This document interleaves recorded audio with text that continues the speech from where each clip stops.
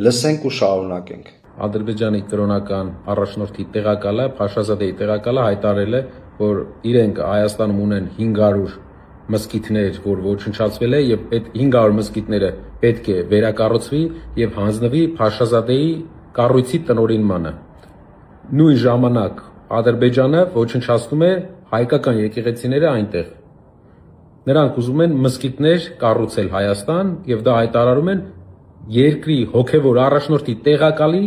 մակարդակով։ Ինչ հայտարարությամբ հանդես եկավ մեր երկրի հոգևոր առաջնորդը կամ նրա տեղակալներից որևէ մեկը, երբ օրերս տեղեկություն տարածվեց հայկական եկեղեցի քանդելու վերաբերյալ։ Ինձ որ նման հայտարարություն չի հանդիպել։ Ինչ վերաբերում է Նարեկ Կարապետյանի այս հայտարարությանը եւ վերջին օրերին ակտիվացած թրքաֆոբիայի ամենատարբեր դրսևորումները, տեսնում ենք, որ իրենց ուժը այս կերպ կոծկում է իրենց քաղաքական սնանկությունը եւ փորձ է անում հոգեհուզական ֆոն ստեղծելով հունիսի 7-ին ընդառաջ ապահովել որոշակի քանակի ձայներ։